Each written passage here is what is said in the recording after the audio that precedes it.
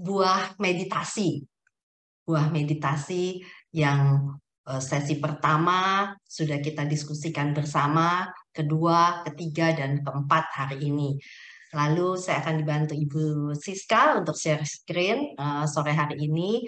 Dan Bapak Ibu sekalian, apa yang akan kita diskusikan malam ini bukan sesuatu yang baru, tetapi apa yang sudah kita alami bersama-sama.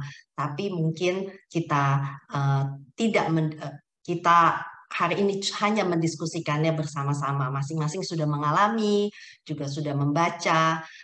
Dan pembacaan buku hari ini sebenarnya bukunya juga sama, yaitu kita ambil dari Tembok Ego, dari Sang Ego, lalu juga dari Menuju Diri ya, Menemukan Diri, itu adalah buku-bukunya. Kita akan mulai saja ya Bapak Ibu sekalian ya. Ya, ini webinar kita yang keempat. Bapak Ibu, setelah kita sampai sesi yang keempat, mari kita lihat dulu satu persatu webinar kita yang eh, sudah apa saja yang kita diskusikan selama 4 minggu terakhir ini. Tepatnya 5 minggu terakhir karena masih ada libur ya, 1 hari.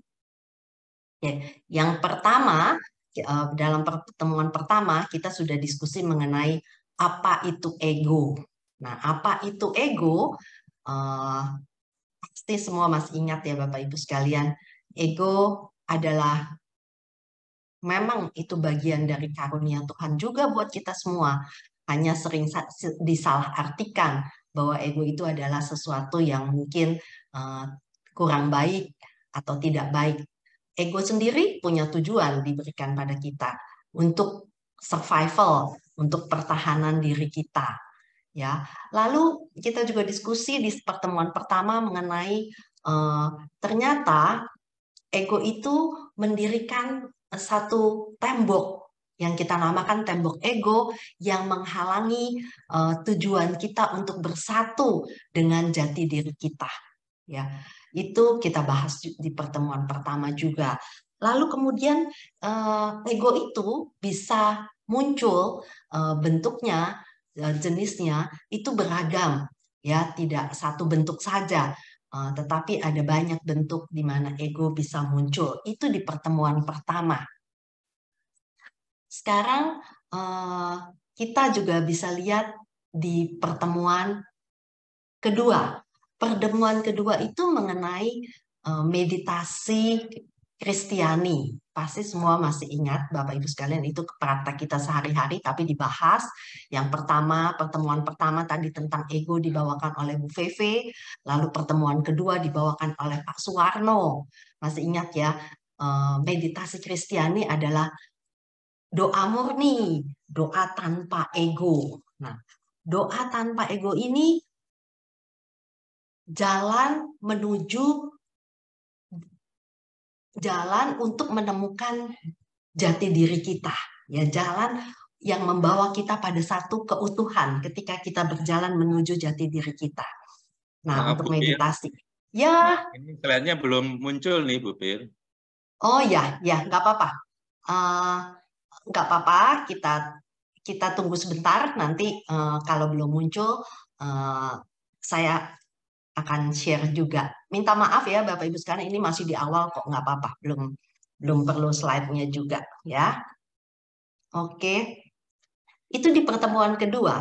Di pertemuan yang ketiga, kita perlu disiplin, fokus, dan mendengarkan mantra kita. Kita bukan hanya sekedar disiplin, fokus, tapi pada saat melakukannya kita penuh perhatian mendengarkan mantranya. Dan pertemuan ketiga, minggu yang lalu, kalau kita semua masih ingat, Ibu Yayu diskusi mengenai bagaimana proses menemukan jati diri yang dilandasi iman dalam Kristus. Ya, hari ini kita mau diskusi mengenai buah. Kita mau diskusi mengenai buah, buah apa sih yang kita dapatkan setelah kita bermeditasi. Jadi seperti yang saya katakan, diskusi malam ini bukan sesuatu yang baru karena semua sudah mengalaminya. Kita semua pasti yang ada di sini juga sudah mengalaminya. Meskipun buahnya berbeda-beda ya, Bapak Ibu sekalian.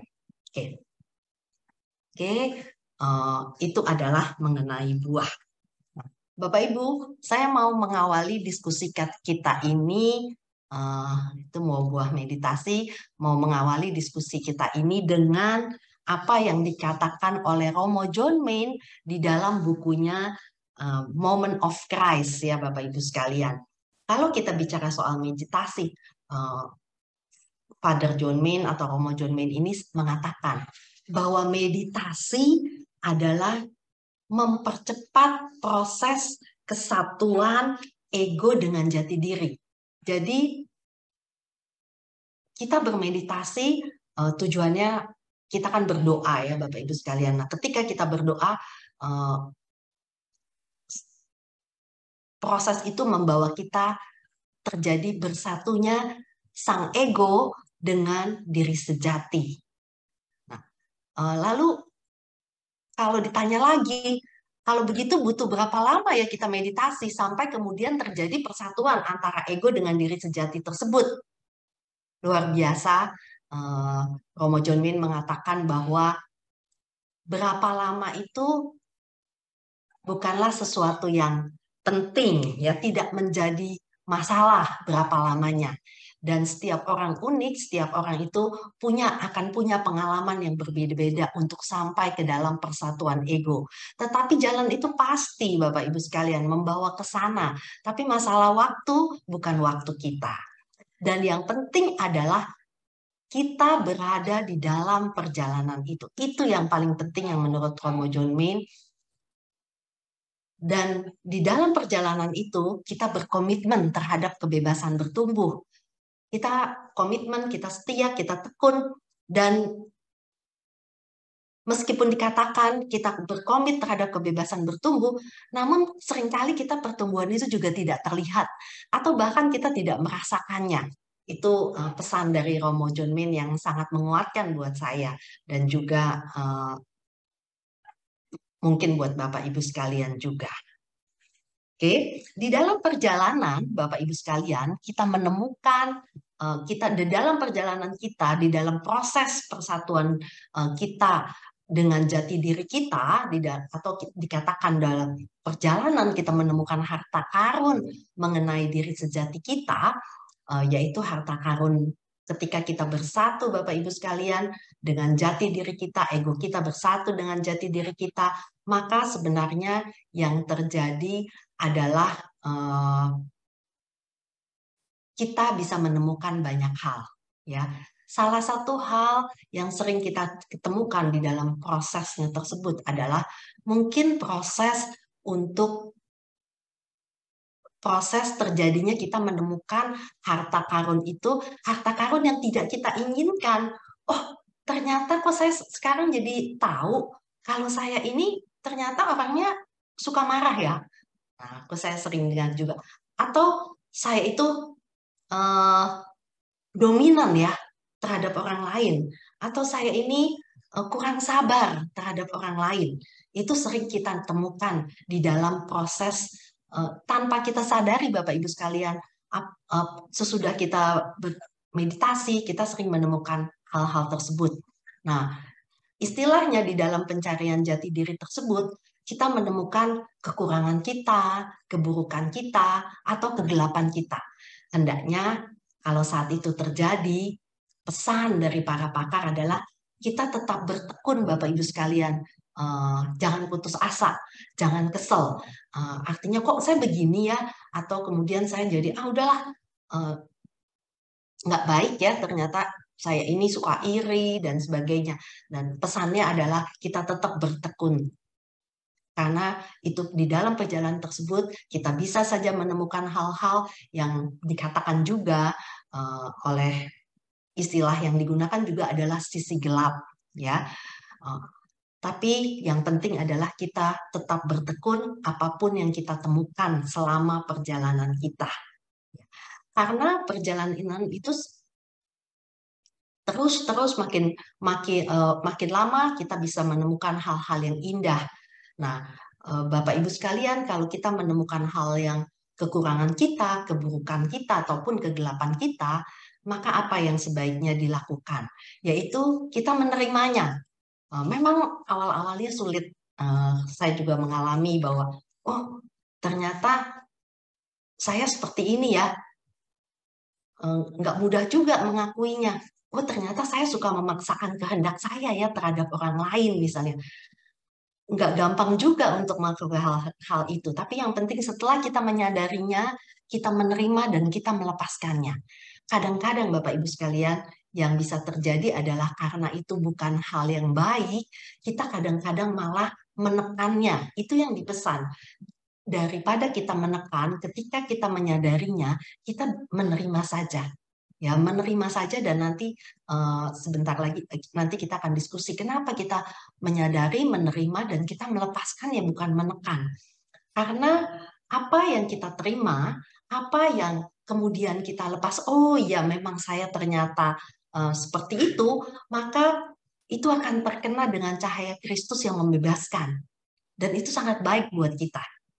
Bapak Ibu, saya mau ajak kita semua sebenarnya apa sih yang sedang terjadi di dalam proses ketika kita terkena cahaya Kristus ya.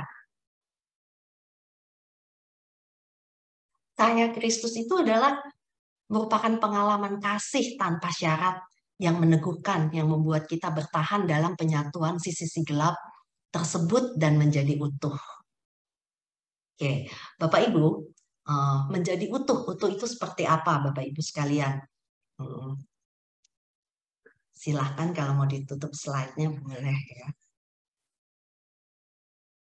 Menjadi utuh itu kalau kita lihat, saya sempat di-share ya sama Bu Siska.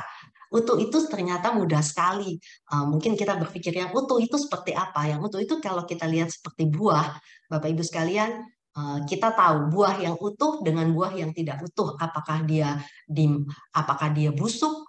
Apakah dia dimakan binatang? Misalnya buah yang di pohon dimakan kalong dan sebagainya itu menjadi tidak utuh.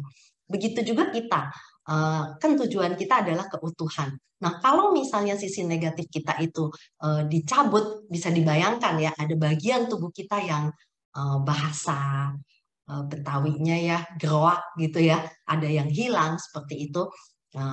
Jadi tidak utuh kembali. Oleh karena itu pesannya, terimalah sisi gelap tersebut dan kemudian kita terima, kita sadari, kita terima, kita lepaskan. Karena sebenarnya di dalam diri kita, kalaupun kita melihatnya itu sebagai sesuatu yang kurang baik, tetapi belum tentu itu sesuatu yang tidak baik. Misalnya contoh ya Bapak Ibu sekalian. Misalnya saya ini pemarah. Nah, saya ini pemarah. Tapi kembali kita lihat, apakah pemarah itu dilakukan secara spontan? Memang saya nih orangnya suka marah, dimanapun kalau sesuatu yang tidak sesuai harapan saya pasti marah. Atau marah itu terjadi karena saya sudah memikirkan dalam kasus ini saya harus marah. Karena kalau saya marah tujuannya untuk kebaikan orang lain. Bukan semata-mata karena saya ini sifatnya suka marah. Nah, itu menjadi kemarahan yang baik Bapak Ibu sekalian. Jadi tidak ada satu emosi itu sebenarnya sifatnya netral ya Bapak Ibu sekalian, termasuk kemarahan, termasuk hal-hal yang lain. Nah, kalau itu hanya tujuannya untuk meluapkan nafsu saya, itu tentu bukan sesuatu yang baik. Tapi emosi marah juga bisa menjadi baik karena tujuannya untuk kebaikan demi orang lain. Saya kasih contoh lagi satu. Ini saya alami juga. Suatu hari di dalam satu diskusi mengenai sisi gelap dan sisi terang. Nah, sisi terang saya itu ternyata suka menolong, Bapak Ibu. Senang menolong orang lain. Nah, ternyata kelihatannya sisi terang itu baik ya, suka menolong orang lain. Tapi ternyata menolong orang lain itu bisa berdampak negatif juga. Gara-gara saya terlalu suka menolong, anak saya menjadi kurang mandiri. Misalnya seperti itu. Pihak lain menjadi tidak belajar karena saya langsung menolongnya seperti itu. Jadi setiap kali kita menemukan, menyadari apa yang kita miliki, Apakah itu kelihatannya bersifat kurang baik atau kelemahan atau bersifat baik, dua-duanya kita sadari. Nah, ketika kita sadari, kita terima, kita lepaskan, itu adalah proses yang membuat kita makin lama menjadi makin utuh. Demikian ya Bapak Ibu sekalian. Kita boleh lanjut ya. Oke. Bapak Ibu, di dalam webinar ini judulnya buah meditasi. Tapi buah dari apa sebenarnya? Buah dari bersatunya sang ego dengan diri sejati kita. Yang buah yang membawa keutuhan buat kita masing-masing. Nah, membawa keutuhan ini banyak ya, banyak aspeknya, banyak seginya. Tapi dalam diskusi malam ini, saya akan melihatnya di dalam tiga hal. Yang pertama itu bagaimana bersatunya buah ini, bersatunya ego dengan jati diri. Buah ini dilihat dari konteks pengalaman kontemplatif kita di dalam proses kita melakukan meditasi. Begitu juga buah ini kita lihat bagaimana buah ini membuat kita menyadari realitas yang sesungguhnya itu seperti apa. Karena ada realitas yang sesungguhnya, berarti ada yang bukan sesungguhnya. Ilusi yang misalnya seperti itu. Lalu yang ketiga, bahasnya topiknya buah. Sebenarnya maksudnya adalah buah-buah yang lain, buah-buah meditasi yang lain yang sering kali kita alami. Dan Bapak Ibu, saya mau berterima kasih buat para meditator terkasih yang sudah menjawab pertanyaan yang diberikan di dalam WAG Tembok Ego ya. Terima kasih banyak. Jawaban-jawaban itu membantu saya untuk lebih memahami, dan malam ini kita juga akan mendiskusikan buah-buah itu juga. Terima kasih. Kita mulai dengan pertama tentang pengalaman kontemplatif. Buah terkait pengalaman kontemplatif ya. Pengalaman kontemplatif ini membuahkan keutuhan ya, keutuhan atau persatuan ego dengan sang jati diri. Gimana ceritanya sampai bisa pengalaman kontemplatif ini?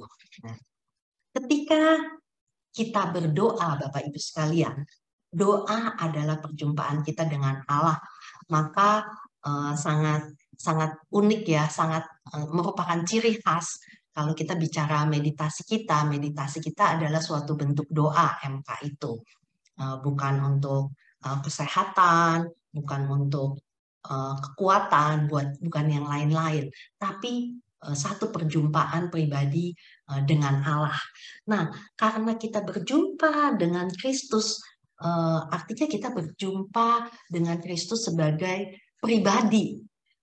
Kita tidak tahu prosesnya bagaimana Bapak Ibu sekalian, tapi kita bisa merasakannya, dan kita bisa orang lain bisa merasakan buahnya.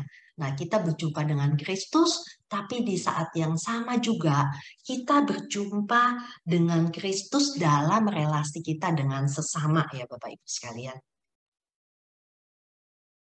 Jadi perjumpaan kita dengan Kristus juga bisa terlihat dari perjumpaan kita ketika berelasi dengan Kristus.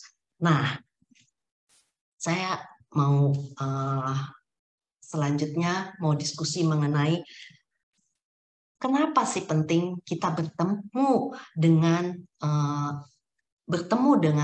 jati diri kita, ataupun kita bertemu dengan seseorang yang lain yang punya jati diri.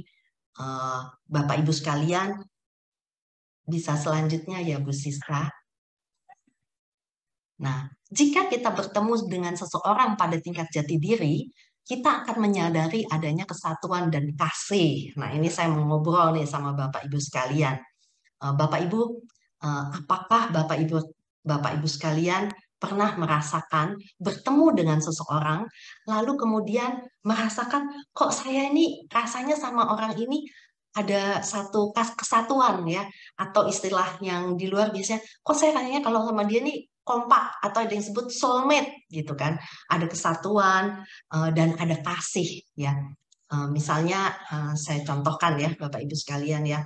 Ketika kita punya seseorang, bertemu dengan seseorang pada tingkat jati diri, maka kita sebenarnya sudah tidak terlalu mempersoalkan lagi apakah saya malu karena punya kelemahan atau dia ada kelemahannya apa.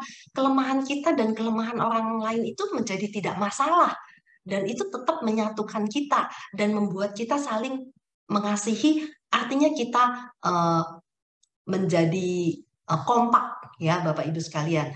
Nah, misalkan satu contoh, Bapak Ibu, kita semua di dalam keluarga misalnya Bapak Ibu, mungkin tidak semua keluarga, tapi sebagian besar keluarga akan merasakan bahwa kalau di dalam keluarga saya udah nggak malu-malu lagi deh sama adik saya, sama kakak saya, sama orang tua saya. Mereka semua udah tahu kelemahan dan kekuatan saya.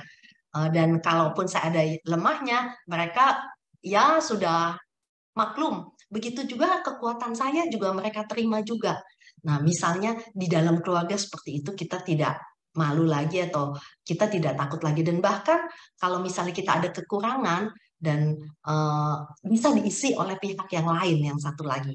Saya ada satu pertanyaan buat Bapak Ibu sekalian yang boleh dijawab di chat yang mau menjawab. Bapak Ibu sekalian boleh nggak di dalam chat tolong ditulis siapa yang Bapak Ibu sekalian merasa berjumpa dengan orang tersebut, berkenalan dengan orang tersebut, dan pada level jati diri, sehingga dirasakan bahwa, wah, itu soulmate lah, ada kasih, ada kesatuan dengan orang tersebut. Boleh ditulis siapa? Apakah itu ayah, ibu, mama, papa, kakak, adik, teman, dan suami. Terima kasih Bu Lisa. Ada yang mengatakan suami. Siapa lagi nih? Siapa lagi? Ada cuma satu Bu Lisa doang yang merasakan. Ada pasti. Silahkan jangan sungkan-sungkan Bapak Ibu sekalian. Siapa yang merasakan Bapak punya soulmate, punya teman, punya family, punya saudara, punya seseorang di mana Bapak Ibu sekalian bisa terbuka secara nggak malu-malu lagi. Artinya kelemahan, kekuatannya itu udah. Kalau saya punya teman-teman yang demikian. Oh, Nyonya. Terima kasih Pak Thomas. Adik. Ada yang bilang adik. Ya. Oke, terima kasih. Terima kasih. Jadi, kalau kita merenungkan sebentar mungkin Bapak Ibu sekalian, pasti kita punya, oh ada seorang, dari Pak Damin dan Bu Magda, ada seorang suster yang menjadi, yang dirasakan. Ya, terima kasih. Terima kasih. Nah, itu jadi memang kita bisa bertemu dengan orang-orang seperti itu. Terima kasih. Oke, Bapak Ibu, kita akan lanjut ya diskusi kita. Kalau tadi kita bicara bahwa pengalaman kontemplatif kecuali berhubungan dengan Allah, tapi juga berhubungan dengan pihak lain, ya, dengan orang lain. Nah, dari apa yang Bapak Ibu sekalian sudah jawab di WAG, yaitu mengenai buah apa saja nih. Beberapa pengalaman para meditator saya tuliskan di sini. Banyak ya, yaitu misalnya, nah ada yang mengatakan saya menjadi bertumbuh dalam kasih ya. Lalu dengan kita bermeditasi, saya bisa melihat dengan kacamata kasih dan ingin mengenal Allah lebih dekat. Itu adalah buah ini. Yang bagian ini baru sebagian nih yang saya share ya dari apa yang Bapak Ibu sekalian. Nanti saya akan lanjutkan di bagian yang lain. Apalagi lalu merasakan kebaikan Tuhan dan menjadi, aduh, kok Tuhan itu begitu baik ya. Saya ini kecil banget ya. Ternyata saya yang kecil begini aja diperhatikan oleh Tuhan. Itu beberapa pengalaman. Nah, saat ini kita mau undang Pak Yos Sumantri nih untuk sharing pada kita. Pak Yos, boleh sharing? Pak Yos kan sudah menjawab ya di WAG. Silahkan Pak Yos memperkenalkan diri dan juga sharing apa aja sih buah yang Pak Yos sudah rasakan selama meditasi. Aduh, Pak Yos senyum sumringah nih. Mari Pak Yos, silahkan Pak Baik, Yos. terima kasih Bu. Suara saya bisa kedengaran? Boleh lebih keras sedikit? Oke, bisa Ya, kedengaran udah. ya di sini ya? Ya. Oke. Perkenalkan saya Yosafat Sumantri. Ini dari Paroki Santo Petrus dan Paulus Babatan Kalasan, Jogja. Ya, saya sebenarnya belum lama ya meditasi, baru mulai sekitar Agustus 2002, jadi setahun kurang dikit. Jadi kalau dibanding dengan teman-teman ibu-ibu, bapak-bapak yang sudah lama itu, ya memang saya belum apa-apa ini. Baru permulaan lah, katakan, saya merasa seperti itu. Nah, dalam meditasi selama ini yang saya rasakan memang ya meskipun belum kentara sekali, tapi saya sudah merasa, saya kok agak berbeda, lebih sabar yang jelas. Kalau di jalan ada orang naik motor atau mobil yang agak ugal-ugalan gitu, tidak langsung marah atau tidak. Kalau dulu kan ya kadang saya kejar saya gitu, sekarang enggak, sudah biarin aja gitu. Kemudian dalam bercuma dengan orang lain, terutama dengan orang terdekat, ya istri, anak, begitu, saya menjadi lebih lebih tidak mudah terpancing amarah. Itu saya rasakan memang, meskipun baru permulaan gitu ya. Nah, itu yang saya bisa rasakan. Kemudian ada lagi bahwa bagi saya ini pendapat saya, mudah-mudahan ya nanti kalau tidak benar tolong dikoreksi. Meditasi Nggak apa-apa, Pak. itu Kan ini pengalaman Bapak. iya. Jadi pasti benar. Iya. Jadi meditasi ini menurut saya ini lebih condong ke dalam diri sendiri. Jadi meditasi lebih condong ke dalam diri kita sendiri terutama ya. Mungkin nanti juga akan keluar, tapi selama ini bagi saya ini kayaknya masih lebih banyak ke dalam diri saya sendiri. Nah, kemudian untuk yang keluar ke orang lain ini, saya memang masih menggunakan doa-doa biasa, doa-doa vokal, entah itu pribadi atau bersama dengan keluarga, dengan lingkungan, dan juga pada waktu ikut misa kudus. Nah, di situ saya merasa setelah saya setahun meditasi ini kok saya kalau berdoa itu kalau bahasa Jawanya itu lebih tandes gitu ya. Kalau bahasa Indonesia lebih fokus. Jadi tidak hanya dari ucapan gitu ya, ucapan dari mulut, tapi ada sesuatu di dalam hati gitu ya. Saya rasakan memang itu mungkin ini buah-buah meditasi saya selama ini. Nah, selain itu saya juga nggak tahu ini apakah hanya perasaan saya sendiri atau bagaimana. Jadi mungkin karena tembok egonya semakin runtuh sedikit demi sedikit. Gitu. Saya itu kalau berdoa jadi terutama misalnya doa Bapa kami gitu. Kan ada kata kami. Nah, kami itu terutama waktu di gereja atau waktu berkumpul bersama orang lain, kami itu saya rasakan bukan untuk diri saya sendiri, tapi seolah kami itu dalam hati saya ini juga semua yang hadir di situ gitu. Nggak tahu gimana, apakah hanya perasaan saya tapi yang jelas terutama waktu misa kudus itu, kalau doa itu kalau ada kata kami itu dalam hati saya itu bukan hanya untuk saya, tapi juga untuk seluruh umat yang hadir di misa itu. Kalau doa lingkungan juga begitu, kalau sama keluarga juga begitu. Nah, mungkin itu yang bagi saya ada kemajuan dari meditasi. Namun demikian, ya saya tidak tahu juga apakah itu buah atau bukan. Mohon nanti kalau ada yang punya pendapat lain, mohon dikoreksi. Terima kasih, Bu. Terima kasih Pak Yos, terima kasih atas sharingnya.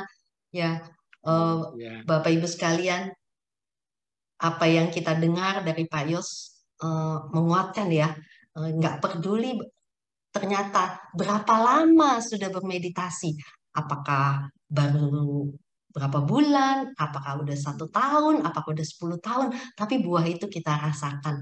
Dan seperti yang Pak Yos katakan, menjadi salah satunya adalah menjadi lebih kusuk, lebih tandes, lebih fokus pada saat berdoa, bukan hanya sebagai kewajiban datang misa, tapi ada satu hal yang lebih kuat sampai ada perasaan ketika ada kata-kata kami, itu kaminya bukan hanya untuk saya, tapi juga berbagi dengan yang lain. Oke, terima kasih Pak Yos. Terima kasih. Kita lanjut ya.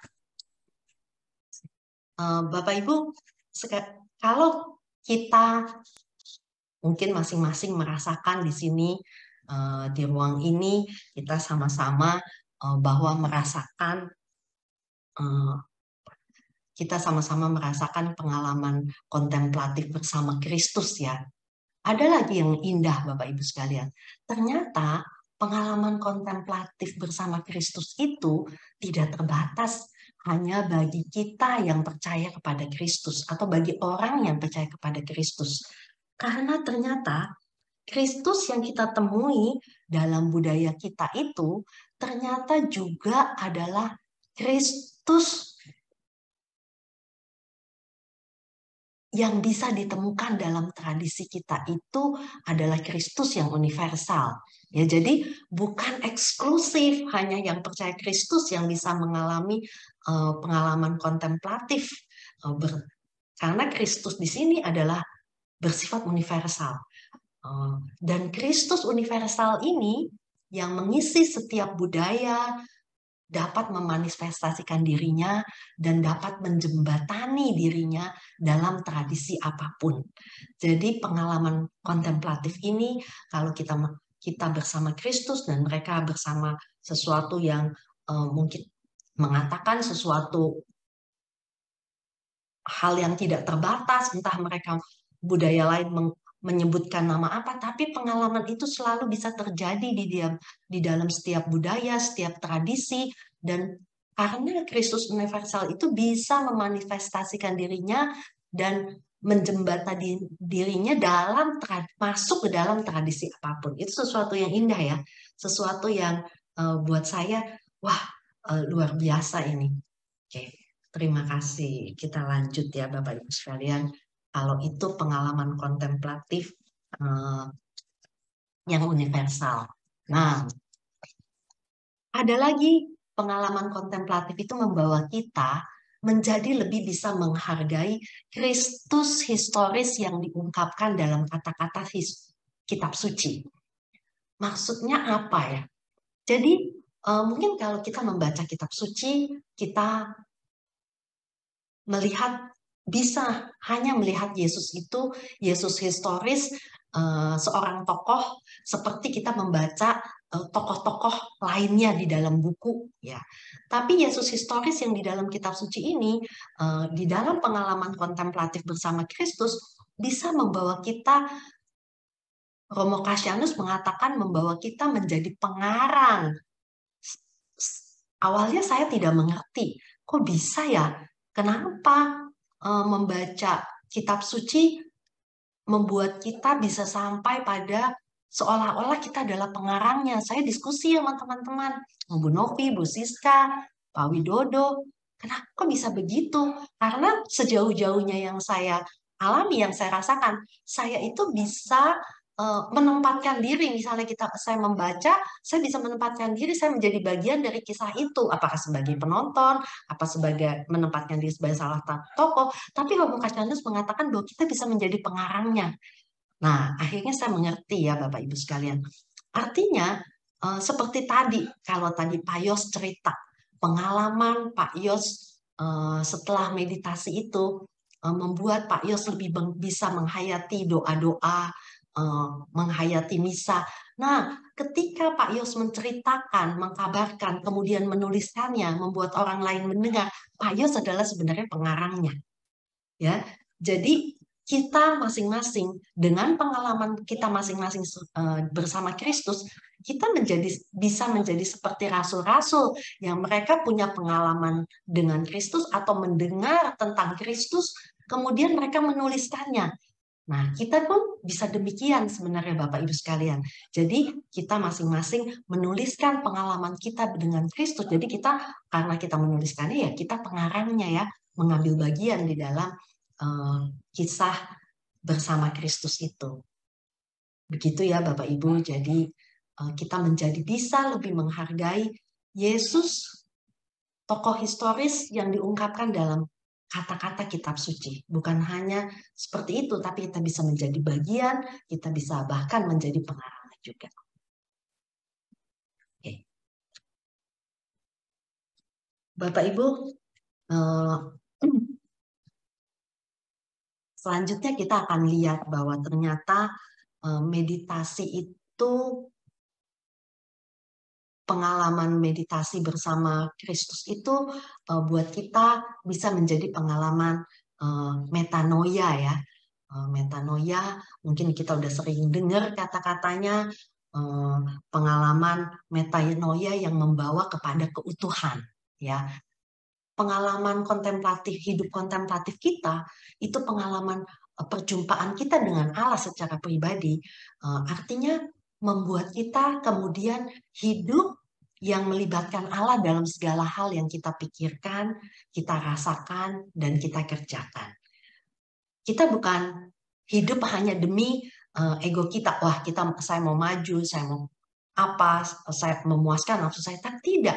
Apapun aspeknya di dalam hidup kita, ketika kita mengalami sesuatu, mengerjakan sesuatu, kita akan melibatkan Allah di dalam semua hal.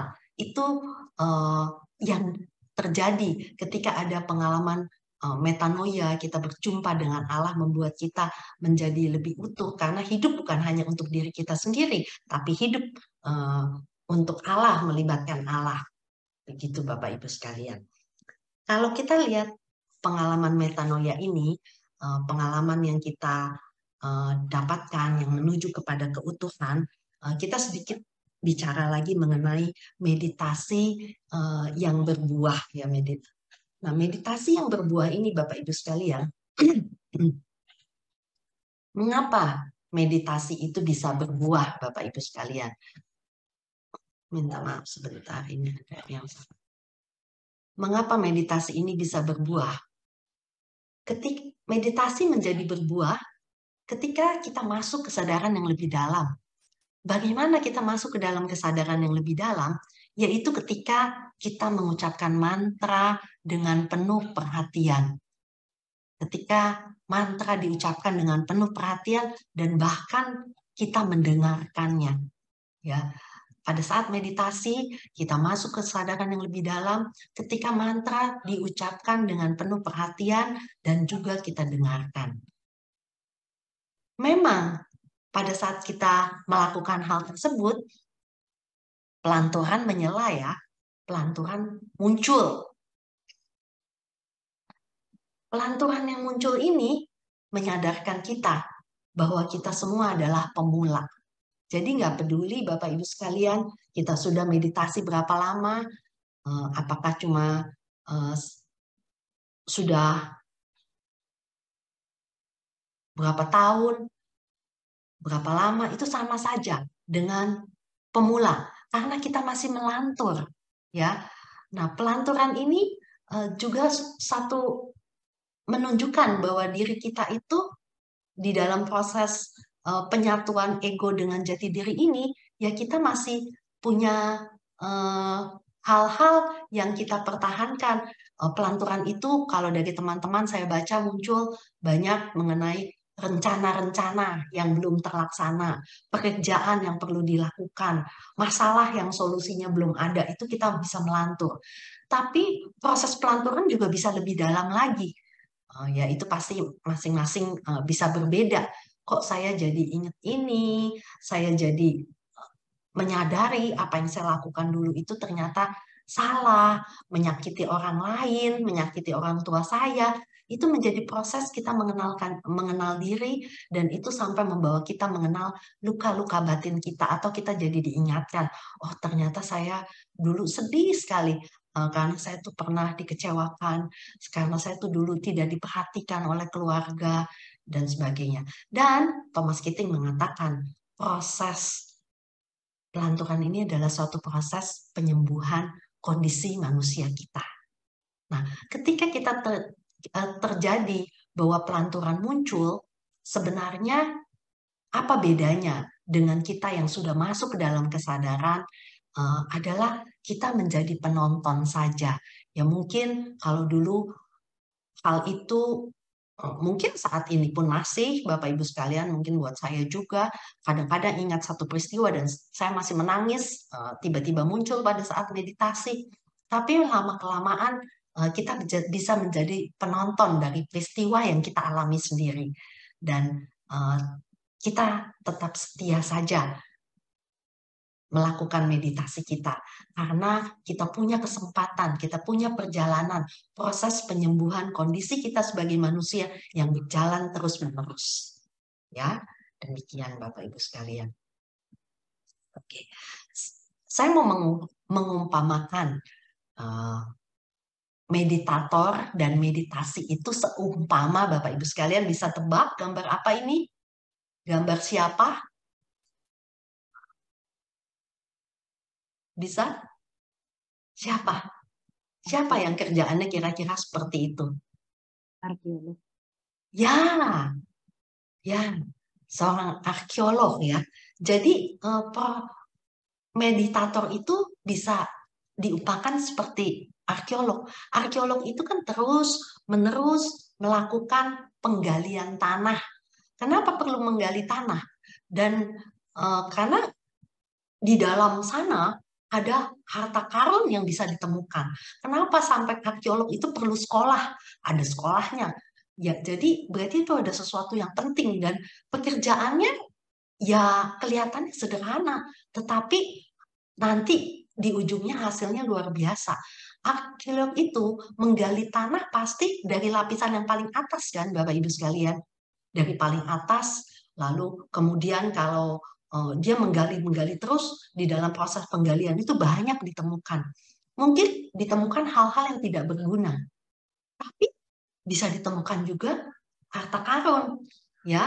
Termasuk kalau di dalam manusia, pengalaman terdalam kita bisa temukan melalui proses meditasi kita. Kalau di dalam arkeologi ditemukan harta karun, apakah tulang-tulang, apakah barang-barang artefak dan sebagainya ya. Oke, itu seumpama seorang arkeolog. Lalu proses meditasi ini juga bisa diumpamakan seperti pengolahan sampah. Artinya saya tidak tahu nih di daerah Bapak Ibu sekalian, tapi di Jakarta baru saja belum lama, beberapa bulan yang lalu kita dapat informasi kalau di Jakarta itu sudah ada pusat pengolahan sampah. Pengolahan sampah menjadi barang yang berharga. Jadi setelah Jakarta itu punya bertonton sampah, lalu setelah diolah, itu saya kurang tahu ya jadinya jadi apa, tapi menjadi sesuatu yang bermanfaat. Yang bermanfaat di mana itu menjadi dijual sebongkah-sebongkah, dan sudah ada perusahaan yang mau menampung hasil dari pengolahan sampah tersebut. Atau mau dikatakan mengolah sampah menjadi pupuk yang menyuburkan. Itu proses meditasi kita.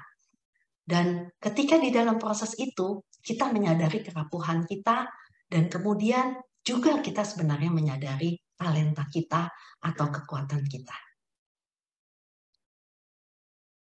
Itu ya, Bapak Ibu. Nah, itu kita lihat dari meditasi. Dan meditasi seperti yang tadi dikatakan membawa kepada keutuhan. Ya, banyak keutuhan antara ego dan jati diri, antara apa yang biasanya ego kita itu pikiran-pikiran kita, nah itu digambarkan dengan otak kita ya. Bagaimana banyak buah yang bisa dirasakan dari bersatunya ego dengan diri sejati kita ya. Dan ini memungkinkan kita Karena kita menyadarinya, Bapak Ibu sekalian,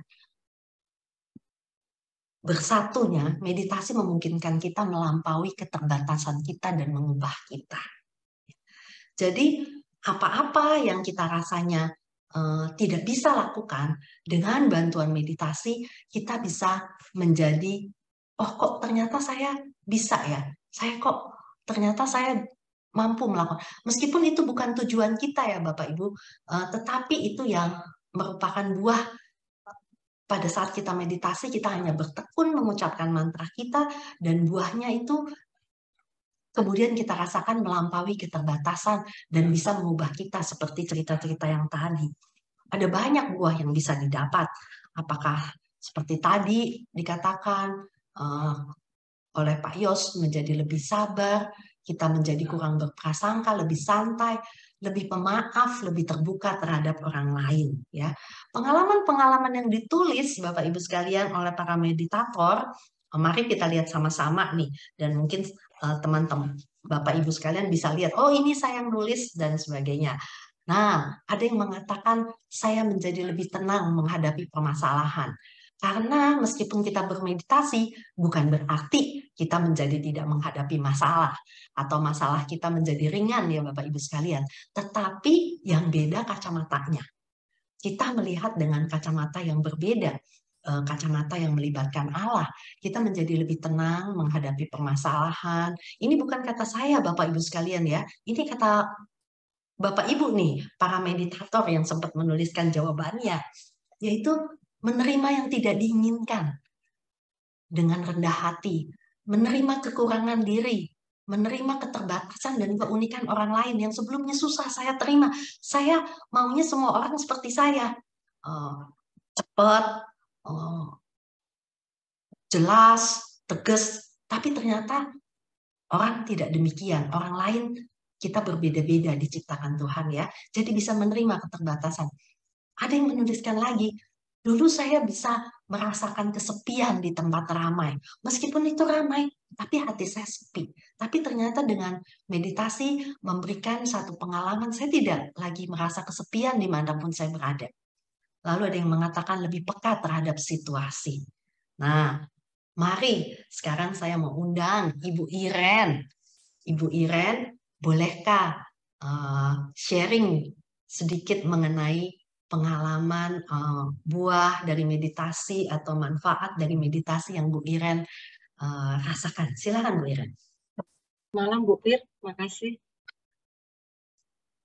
Jelas Bu Pir suara saya? Jelas. Terima kasih Bu Iren. Iya.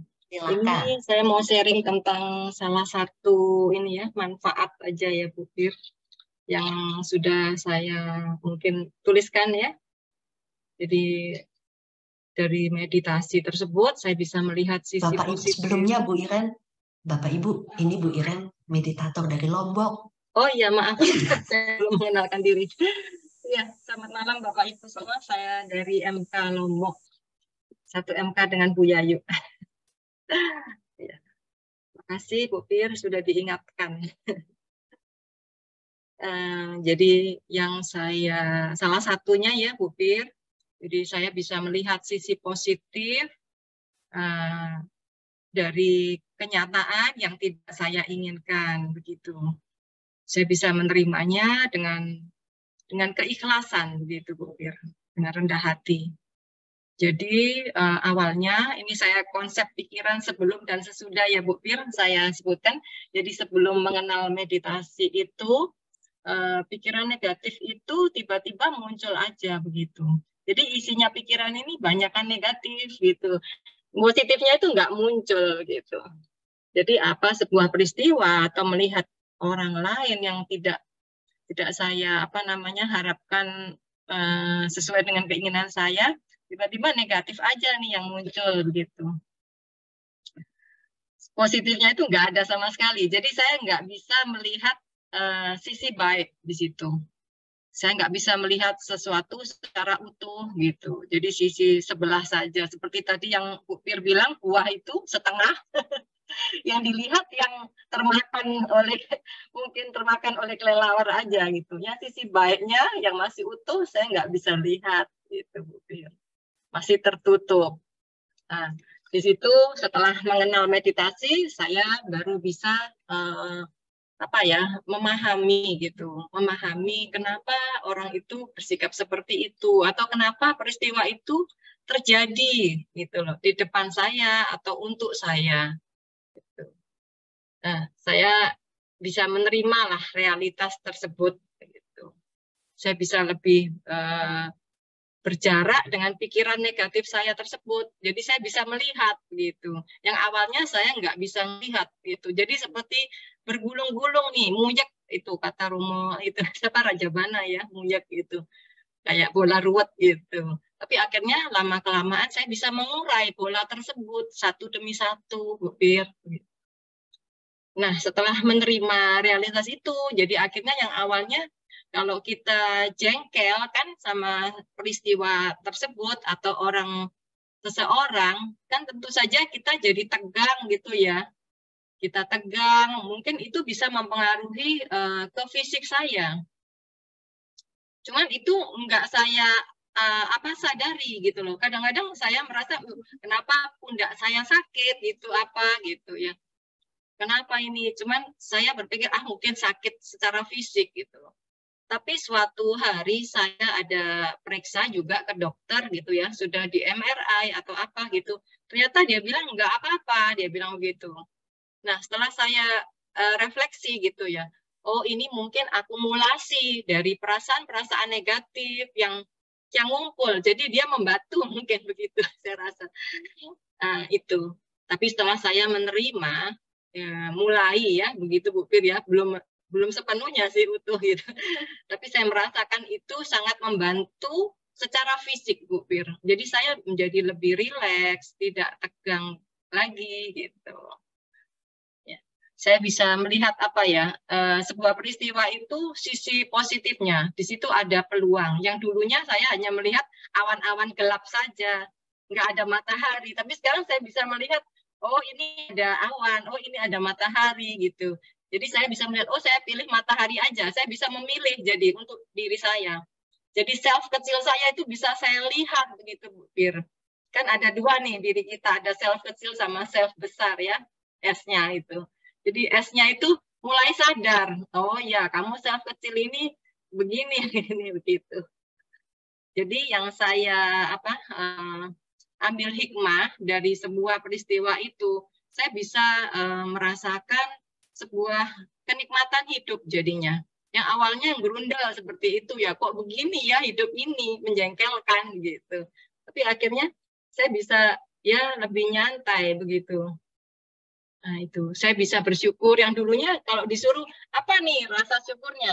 Bingung mau cari apa, paling cuma sehat doang, kan begitu. Tapi sekarang kita berdoa itu kadang-kadang nggak mikir apa-apa. Tapi rasanya terima kasih, tapi nggak tahu terima kasih untuk apa nih gitu. Tapi jiwa ini sepertinya terima kasih Tuhan, terima kasih, begitu. Itu Bu Fir. Saya juga merasa bersyukur, malah dengan seperti ini Tuhan memberikan saya seperti pijakan untuk kenaikan saya, kenaikan tingkat seperti itu, seperti orang sekolah lah begitu Bu Fir. Mungkin ujian ini bagus untuk saya, jadi saya mulai percaya, oh iya Tuhan memberikan ini semua untuk kebaikan saya harus percaya itu begitu Bu Fir. Jadi saya mulai belajar menjadi lebih sabar, lebih kuat, lebih menerima kelemahan orang lain dan kelemahan saya sendiri. Ya, mungkin itu Bu Fir. Terima kasih Bu Iren, terima kasih banyak sharingnya menguatkan. Oke, terima kasih. Jadi Bapak Ibu sekalian, tadi Bu Iren sharing bahwa kacamatanya berbeda ya jadinya. Kalau tadinya hanya ngelihat negatif aja, sekarang bisa melihat sisi positif juga dari satu pribadi, satu masalah. Jadi yang dilihat itu menjadi utuh ya. Kalau mengenai utuh, mengenai menerima orang kekuatan dan kelemahan ya Bapak Ibu sekalian, saya senang sekali menganalogikan kita sebagai orang tua atau orang tua kita menerima anak-anak kita secara utuh, secara ya kan anak-anak pada umumnya ya, maksudnya sebagian besar pasti kita lakukan. Mungkin ada juga orang tua yang sering komplain tentang anaknya. Tapi biasanya kita menjadi lebih bisa menerima kalau kita punya anak tuh kita nggak bisa milih anaknya harus begini, harus begitu. Tapi anak kekuatan dan kelemahannya selalu kita pilih. Nah biasanya saya menerapkan juga kalau saya bekerja ada tim, ya saya terima dua-duanya, kelemahan maupun kekuatan orang tersebut. Jadi nggak bisa hanya satu sisi saja. Oke, terima kasih sekali lagi buat Bu Irian, terima kasih. Bapak Ibu sekalian, kalau yang ada yang merasa tersentuh dengan apa yang di-sharingkan oleh Bu Irian dan Pak Yos, silahkan beri reaction hati atau tanda atau jempol, silahkan ya. Oke, kita lanjut.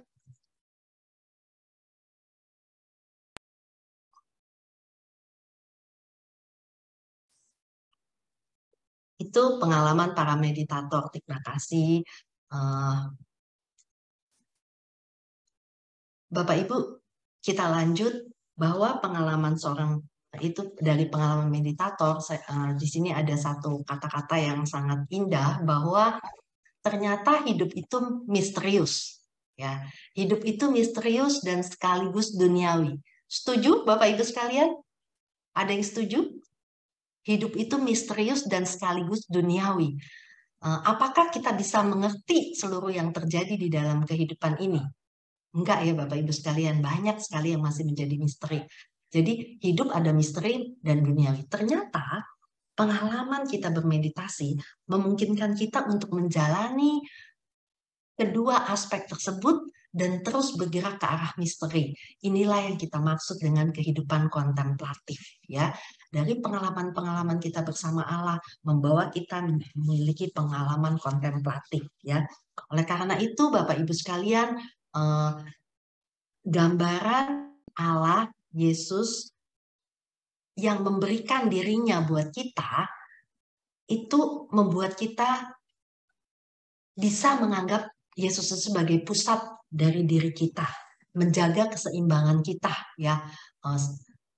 Membuat Yesus itu sebagai pusat membuat kita seimbang, dan itu sangat indah buat kita, dan kita seringkali mengucapkannya di dalam doa, datanglah kerajaanmu di bumi seperti di surga, ya Bapak Ibu sekalian. Jadi itu adalah pengalaman bagaimana kita menjadikan Yesus sebagai pusat sehingga kita menginginkan kerajaan Allah itu datang di bumi ini, dan memang kita bisa nikmati kerajaan Allah di sini.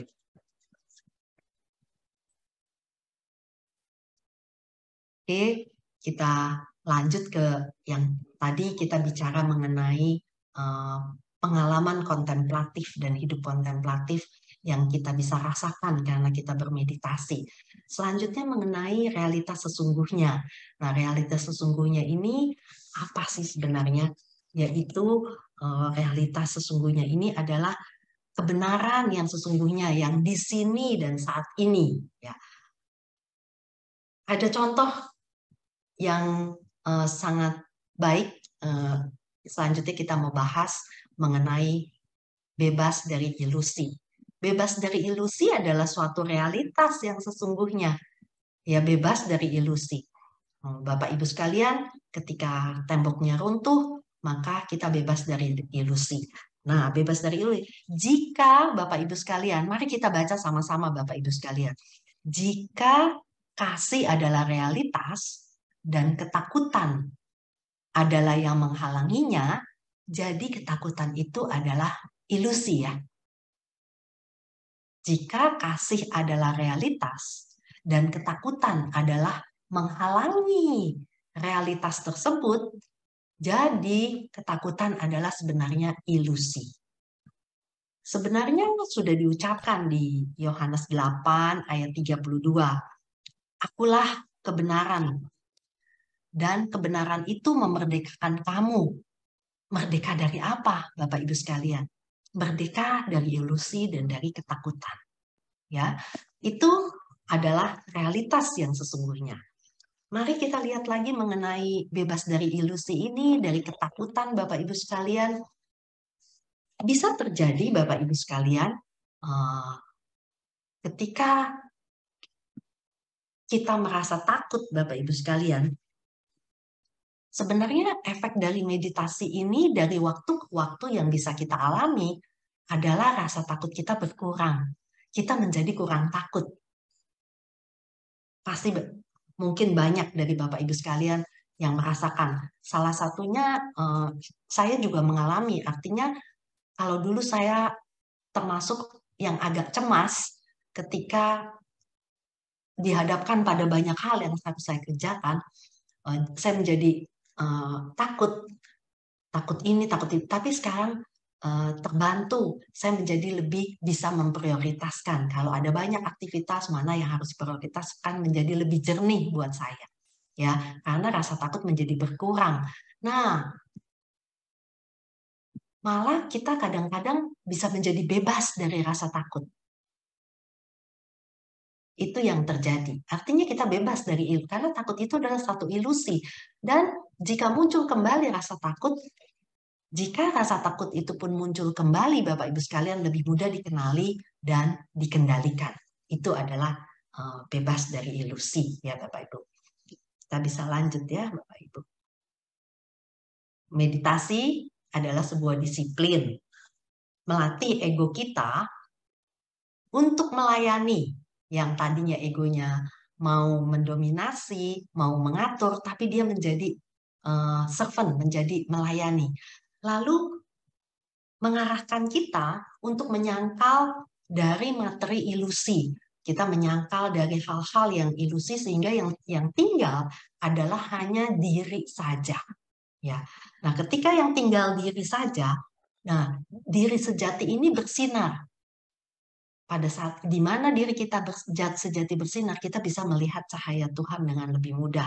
Kita lebih mudah bisa bersyukur, lebih mudah melihat kebaikan, apakah kebaikan diri, kebaikan orang lain, ya Bapak Ibu sekalian. Oke.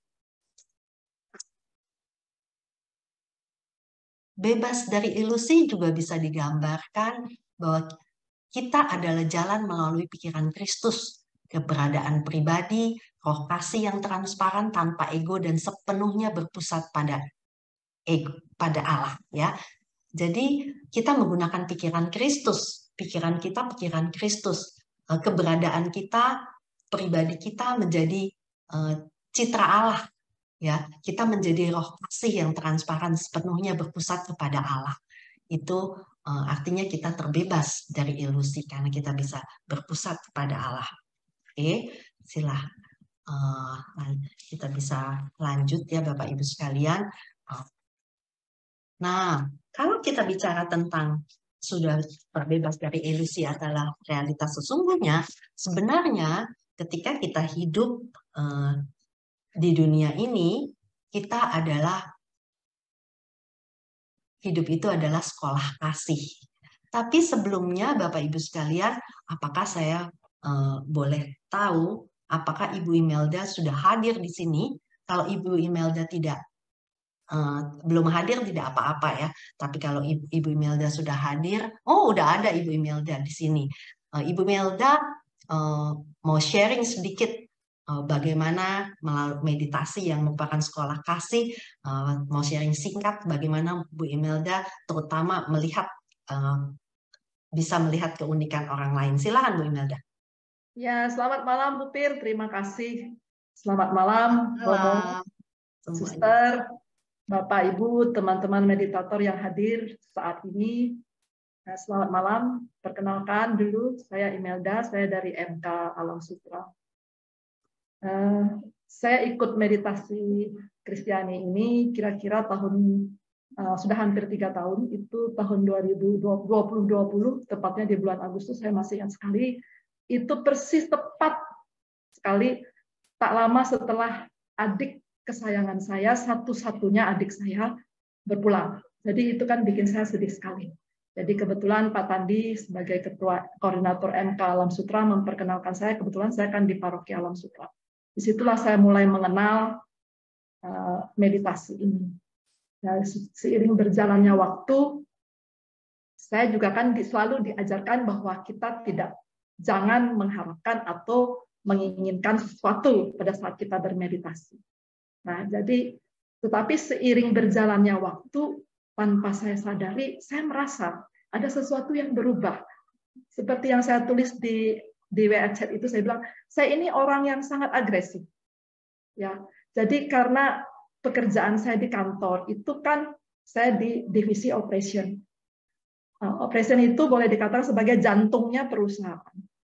Nah, jadi sehingga load kerjaan itu berat lah. Sehingga saya sangat-sangat, boleh dikatakan saya itu very stressful di dalam hal-hal tertentu. Apalagi kalau ada tenggat kerja yang harus membuat kita itu untuk mencapai target, atau untuk memenangkan suatu tender, dan sebagainya, itu sangat stressful. Jadi saya itu orang yang boleh dibilang juga yang sangat perfeksionis. Saya akui itu. Nah, itu salah satu ego saya yang belum saya kenal waktu itu, tapi kini saya menyadari itu. Nah, sehingga target saya kepada orang itu saya push di dalam anggota tim saya itu. Sehingga karena setiap saat kami berhadapan dengan yang namanya problem di lapangan. Dan kami harus menyelesaikannya dalam waktu tempo yang cepat sekali sehingga customer bisa terbantu. Nah, ini membuat saya stressful kan, sehingga saya juga push anggota tim saya bekerja dengan kacamata saya sendiri. Nah, itu dikatakan kacamata ego saya, sehingga saya mengharapkan orang lain melakukan sesuatu seperti yang saya kehendaki. Nah, ini kan sangat stressful. Akhirnya saya menderita sendiri. Saya menderita sendiri, tetapi rupanya tanpa saya sadari, dengan meditasi ini, saya merasa saya berubah. Saya bisa menerima anggota tim saya kalau dia tidak perform, dalam arti kata, ya dia tidak bisa mencapai yang saya inginkan. Kalau dulu saya bisa berteriak, karena saya merasa saya paling benci sama orang yang malas. Saya bilang, kamu tidak berusaha, you don't do the best, saya bilang. Kamu tidak melakukan hal yang terbaik. Nah, itu membuat saya tuh menderita banget dah. Tapi setelah berjalannya waktu, kalau tadi Pak Yos bilang, di jalan lebih sabar kepada pengendara. Nah, saya juga begitu. Salah satunya juga saya bisa merasakan sekarang nih. Kalau dulu, ketika mobil saya disentuh dari belakang, jendol begitu, saya bisa turun dari mobil. Saya bilang, kenapa kamu menabrak mobil saya? Dia bilang, mobil ibu yang mundur. Saya bilang, tidak, kamu yang nabrak mobil saya. Saya bisa menendang mobil itu, saya bisa tendang. Itu pernah saya lakukan juga. Itulah ego saya. Tapi setelah berjalannya waktu, tanpa saya sadari, ego saya sedikit-sedikit lebih runtuh. Saya melihat bahwa life is not that perfect. Hidup itu tidak ada yang sempurna. Saya tidak sempurna, anggota keluarga saya tidak sempurna, semua orang di sekitar saya juga tidak sempurna. Seperti tangan saya ini panjang dan pendek. Jadi saya bisa menerima kekurangan-kekurangan mereka. Seperti saya sangat tertarik tadi seperti kata Bu Pir tadi. Bu Pir kan mengatakan bahwa salah satu daripada buah meditasi itu adalah dari waktu ke waktu adalah kita itu bisa melampaui keterbatasan kita. Nah, saya merasa kini saya bisa melampaui keterbatasan saya yang sangat agresif itu. Saya bisa melampaui agresivitas saya sehingga level saya bisa berkurang, level stres saya bisa berkurang. Akibatnya saya dan tim saya di kantor itu kita bisa lebih kompak. Kita bisa lebih enjoy di dalam melakukan pekerjaan untuk mencapai target. Walaupun tidak setiap saat kita bisa menang di dalam tender, tidak setiap saat semuanya berjalan dengan lancar, atau tidak setiap saat kami baik-baik saja, fine-fine saja. Banyak kali kami dicurangi di lapangan, banyak kali kami artinya dijahati di lapangan, tetapi kami bisa menerima itu sebagai satu hal yang mau tidak mau kami terima. Itu kan dikatakan bahwa dunia itu kan ada dua sisi. Ya, yang satunya tadi gambar otak, yang satunya gambar hati. Nah, disitulah saya merasa bahwa kini saya lebih seimbang. Jadi ada otak, ada hati saya. Di dalam kehidupan sehari-hari, di dalam pekerjaan saya, itu tidak bisa saya hindari.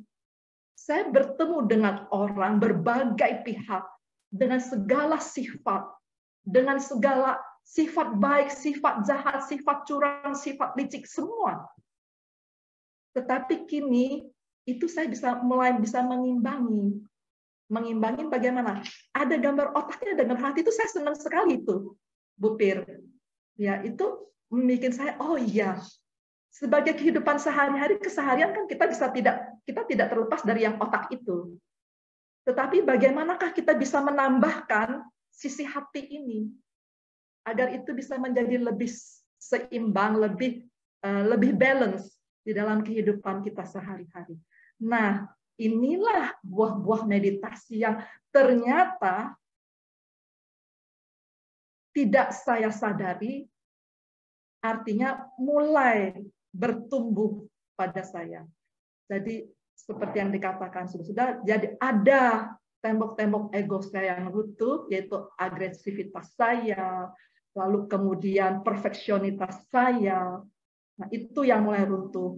Ya, saya bisa mulai melihat sedikit jati diri saya, hati saya di sini. Ya, di sini ada Tuhan karena mantra saya. Dan mantra inilah yang memampukan saya. Dan ini yang selalu saya bawa setiap hari di dalam segala aktivitas dan kesibukan saya. Benar-benar sebagai mantra saya. Bahkan sebelum saya menyetir, itu mantra itu ada. Maranatha. Itu tuh sebagai mantra, itu tidak bisa ketinggalan lagi, Bu Pir. Dan teman-teman, itu tidak bisa ketinggalan. Itulah teman-teman yang saya bagikan. Jadi setialah kepada meditasi. Ya, itu terima kasih Bu Imelda, terima kasih. Terima kasih Bapak Ibu. Bapak Ibu, jadi ada love and logic ya. Kalau dulu di dunia kerja itu love and logic harus seimbang ya. Oke, Bapak Ibu tadi kita bicara tentang school of love ya. Hidup itu adalah sekolah kasih. Kita semua ini adalah manifestasi dari Allah ya Bapak Ibu. Nah, bagaimana itu bisa terjadi Bapak Ibu sekalian? Ya, caranya gimana supaya kita mengalami realitas sesungguhnya bahwa hidup adalah sekolah kasih? Kita duduk diam, belajar diam, teratur, lakukan pagi sore 20 menit, perhatikan mantra, lalu dalam prosesnya kita mengalami penolakan dan kebencian. Kita terima Bapak Ibu sekalian.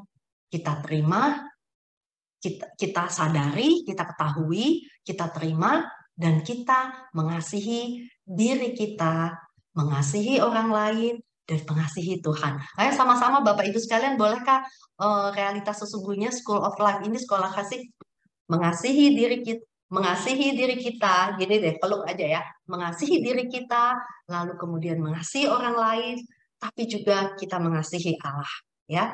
Oke, ya, Bapak Ibu, realitas sesungguhnya ini adalah bahwa Allah sudah lebih dulu mengasihi kita dan kita ingin mengenal Allah dengan mengasihi, tapi kita juga kasih Allah ini terreproduksi.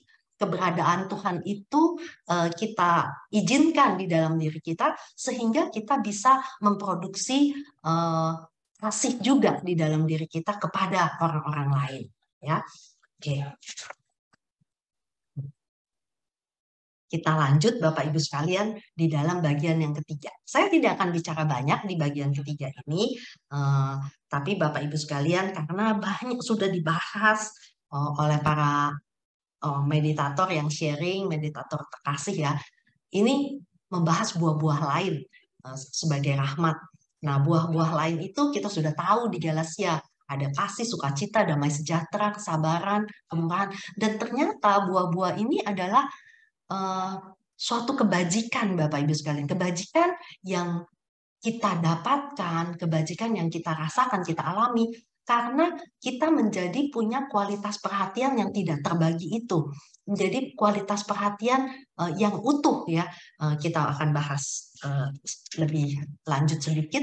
Bapak Ibu kalau kita bicara soal kebahagiaan, kita pasti semua tahu tentang sabda bahagia ya.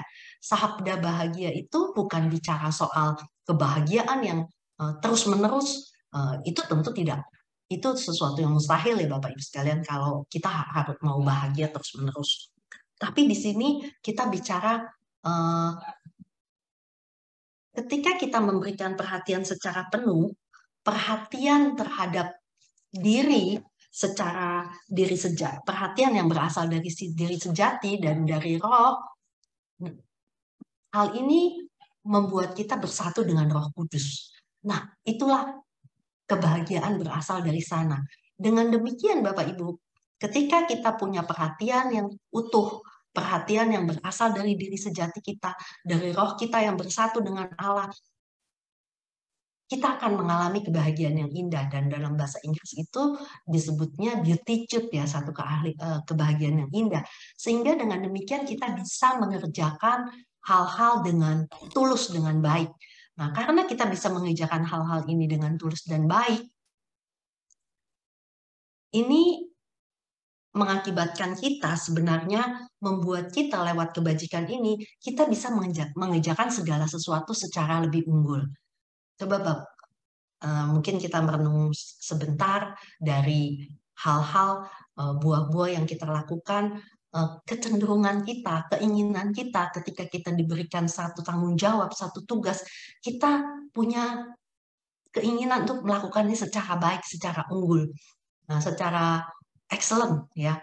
Dan itu memberikan kebahagiaan buat kita karena kita tahu apa yang kita lakukan ada manfaatnya buat orang lain, buat lingkungan kita, dan itu memberikan kebahagiaan buat kita semua. Dan itulah mengenai kebahagiaan. Nah, kalau kita lihat karena kita mengerjakan segala sesuatu dengan baik, dengan unggul, ini akan memberikan satu kepercayaan diri buat kita ya. Karena kita melakukannya dengan unggul, maka kita itu akan menjadi lebih percaya diri. Nah, percaya dirinya, kenapa bisa terjadi percaya diri? Karena kepercayaan diri itu datang langsung dari diri sejati. Dan di mana diri sejati berkuasa, ego melayani, kapasitas kasih kita akan meningkat ya Bapak Ibu sekalian. Ketika kapasitas kasih kita meningkat, Bapak Ibu sekalian, itu juga sebenarnya ada tantangannya Bapak Ibu. Ya, kita mengalami, kita lebih bisa mengasihi, tapi sebenarnya pada saat yang sama kita juga punya tantangan Bapak Ibu sekalian. Ketika kita punya kapasitas kasih yang meningkat, apakah tantangannya kita bersedia menerima penderitaan orang lain? Artinya, apakah dengan kasih itu, apakah kita bisa menerima orang lain yang menderita atau membuat kita menderita karena kesalahan orang lain? Makanya ada kata-kata bahwa seperti itu, ada orang yang menyakiti kita dan kemudian kita bisa menerimanya. Itu adalah tantangannya atau ujiannya, dikatakan di dalam buku-buku tersebut ya. Lalu yang kedua adalah kita bersedia memberikan sukacita atau kedamaian tanpa batas. Karena kasih, begitu kasihnya, maka kita tahu bahwa orang tua kita itu bersedia ya menerima anaknya apa adanya, bahkan ketika anaknya salah. Ini adalah contoh yang dicontohkan pada Kristus. Kita dengan segala kerapuhan kita, dengan kelemahan kita, nah itu diterima oleh Kristus. Begitu juga kita belajar bagaimana bisa memberikan menerima orang lain maupun memberikan satu kebaikan kepada orang lain, meskipun itu ada membuat kita menderita kadang-kadang. Dan itu seperti orang tua ya, orang tua mengasihi anak sampai sedemikian rupa. Nah, oke, Bu Siska boleh yang selanjutnya Aisyah. Oke. Tantangannya hanya dapat dilalui. Sebenarnya kita nggak kuat ya Bapak-Ibu sekalian. Kita mungkin nggak sanggup. Tapi ketika tantangan itu hanya dapat dilalui ketika kita diberi kekuatan oleh jati diri kita. Ya, diberi kekuatan oleh jati diri kita, dan yang membuat kita mampu adalah karena roh yang ada di dalam kita, diri kita.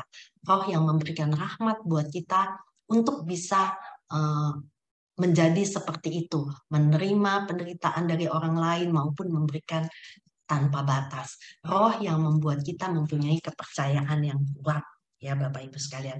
Nah Bapak Ibu, tadi saya sudah membuka dengan Romo John Main. Saya juga mau mengakhiri sesi ini dengan John Main juga, yaitu Bapak Ibu mungkin seringkali di dalam membaca, tapi saya sebenarnya tergetar ya, tersentuh sekali ketika dikatakan Romo John Main membuat komunitas meditasi itu bukan sembarang komunitas, tapi community of love, komunitas kasih ya, luar biasa.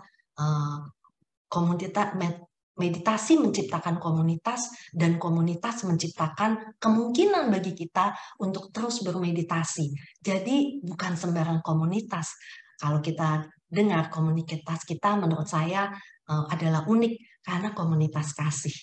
Ya, oke.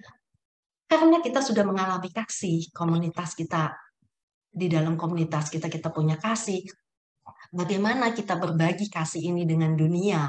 Bagaimana kita berbagi kasih kepada pihak lain, Bapak Ibu sekalian? Nah, berbagi kasih salah satu inisiatifnya di dalam meditasi Kristiani adalah meditasi anak. Ternyata meditasi anak merupakan kontribusi yang bisa mewujudkan dunia yang lebih baik, Bapak Ibu sekalian. Jadi itu satu inisiatif yang luar biasa, dan kita mendengar teman-teman meditator di Maumere, di Nusa Tenggara sana bisa memberikan dampak yang luar biasa. Dan sangat indah kalau anak-anak bisa tersentuh, bagaimana akhirnya mereka juga bisa menyentuh pihak lain, dan semua itu menjadi efek domino yang diberikan. Oke, terima kasih Bapak Ibu sekalian. Diskusi kita sudah selesai malam ini. Baik, Bapak dan Ibu, percakapan penyimpul belajar bersama ini saya beri judul Melepas Segalanya untuk Memperoleh Sang Segala. Saya ingin memulai percakapan penyimpul belajar bersama ini dengan mengutip kata-kata Injil yang kita dengarkan dalam misa hari ini. Kerajaan surga itu seumpama seorang pedagang yang mencari mutiara yang indah. Setelah ditemukan mutiara yang sangat berharga, ia pun pergi menjual seluruh miliknya, lalu membeli mutiara itu. Matius bab 13, 45-46. Kerajaan surga itu adalah sebuah mutiara yang indah dan sangat berharga. Itulah the self, diri sejati kita dengan Allah di dalamnya. Pedagang itu adalah kita, manusia dengan pondus, dengan daya tarik ilahi yang ada di dalam diri kita. Milik kita adalah ego kita. Mengenai hal ini, kita sudah belajar bersama dalam sesi pertama bersama Ibu Feve dan Bapak Yulianto. Tindakan menjual adalah tindakan melepas apa yang ada pada kita, ego kita, demi membeli mutiara yang indah permai itu. Menjual atau melepas apa yang ada pada kita adalah harga yang harus kita bayar. Selama kita tidak mau menjual dan melepas apa yang ada pada kita, yaitu segala milik kita, ego kita, selama itu mutiara yang indah itu tak akan terbeli. Kita tidak pernah akan mampu membelinya. Milik kita, ego kita melemahkan kita, dan pondus itu daya tarik ilahi yang selalu menarik kita dari ego menuju the self, true self itu diri sejati, itu melemah. Bahkan menyimpangkan kita dari keilahian yang ada dalam diri sejati itu. Jadi bacaan Injil hari ini itu amat menarik, yang bisa kita pakai untuk merangkum percakapan kita ya. Saya sudah tunjukkan bahwa mutiara yang berharga itu adalah diri sejati kita, true self kita. Dan milik kita yang kita mau jual itu adalah ego kita. Tindakan menjual adalah tindakan melepas. Melepas ego, melepas milik kita. Dan itu adalah harga yang memang harus kita bayar supaya kita bisa mendapatkan mutiara yang indah itu, yaitu true self itu. Tindakan menjual dan melepas apa yang ada pada kita, ego kita, memungkinkan kita untuk memiliki kemampuan untuk membeli dan memiliki mutiara yang indah itu. Jadi kalau kita bisa menjual milik kita, ego kita melepasnya, maka kita punya power, kita punya uang di tangan kita untuk membeli mutiara yang indah itu.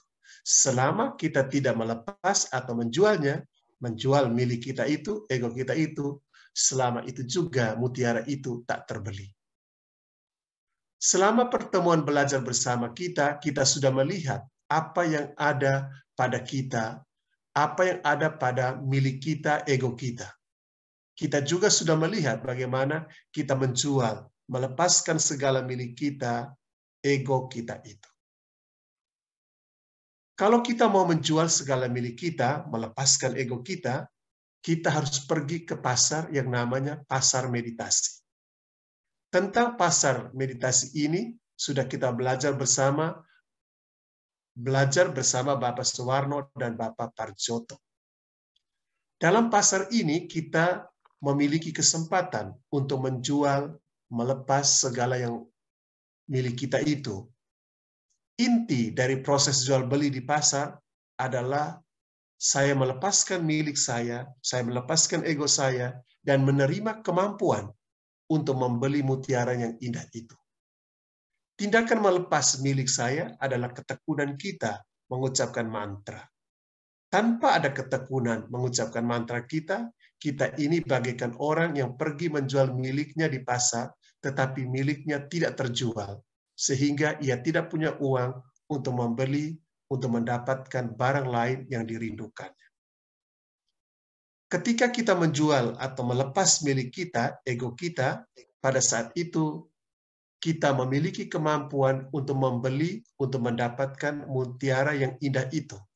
Dengan demikian, terlihat bahwa ketekunan mengucapkan mantra adalah harga yang harus dibayar untuk mendapatkan mutiara yang indah itu. Namun harus dikatakan, kita lemah dalam hal ini. Kita tidak mampu bertekun. Proses melepas menjual milik kita, ego kita, untuk mendapatkan mutiara yang indah, telah kita pelajari bersama Ibu Yayu dan Bapak Teddy dalam sesi ketiga.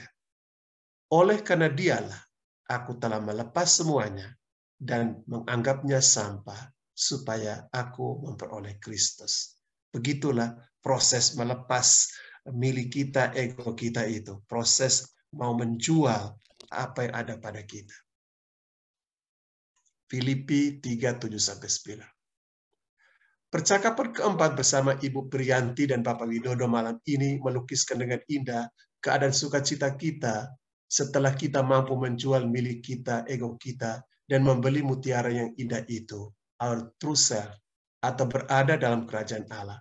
Itulah pengalaman buah-buah rohani yang kita nikmati setelah kita menjual segalanya, yaitu milik kita, ego kita, dan membeli sang segala, yaitu Allah dan kerajaannya yang bersemayam dalam true self kita dan mengarahkan hidup kita. Apa yang diceritakan dengan sangat indah dan lugas oleh Ibu Priyanti pada malam hari ini kiranya membantu kita untuk melihat bahwa pada akhirnya kita akan mengalami buah-buah yang baik dari proses menerobos tembok itu dengan ketekunan mengucapkan mantra. Catatan penutup. Meditasi dengan ketekunan mengucapkan mantra pada intinya adalah sebuah peziarahan menuju yang di depan kita, yaitu true self kita. Dan agar perziarahan ini terarah kepada tujuan yang mau dicapai, maka kita harus melepaskan apa yang harus kita lepaskan, yaitu segala hal yang tidak berkenaan dengan yang di depan kita, dengan true self kita, yaitu ego kita. Semakin kita mendekati true self kita, semakin kita meninggalkan ego kita. Dan proses penjarahan yang demikian sering terasa menyakitkan. Dan itulah salib yang harus kita panggul. Barang siapa yang mau mengikuti aku, ia harus menyangkal dirinya, memanggul salibnya.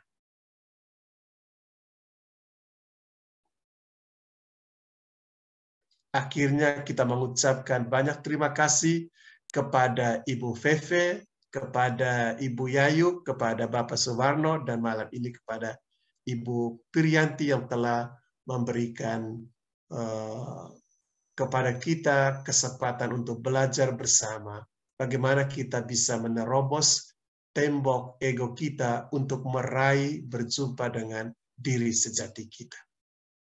Saya kira kita juga berterima kasih selain kepada para guru ini dan para pendampingnya, ada Bapak Widodo, Bapak Parjoto, Bapak Yulianto, ya, dan Bapak ini siapa. Lalu juga kepada Ibu Kepala Sekolah kita, Ibu Jasmine, dan timnya yang ada bekerja untuk mensukseskan kegiatan belajar ini. Ada Bapak Seno di situ, kita lihat ada beberapa yang memberikan sharing, Ibu Irene malam ini, Bapak Yos, Ibu Ibelda, dan lain sebagainya yang mungkin tidak bisa saya sebutkan satu persatu. Banyak yang membantu kita. Akhirnya terima kasih, semoga dengan percakapan-percakapan selama 4 sesi ini kita mendapatkan inspirasi, juga semangat untuk bermeditasi dengan baik dan dengan tekun. Terima kasih. Selamat malam.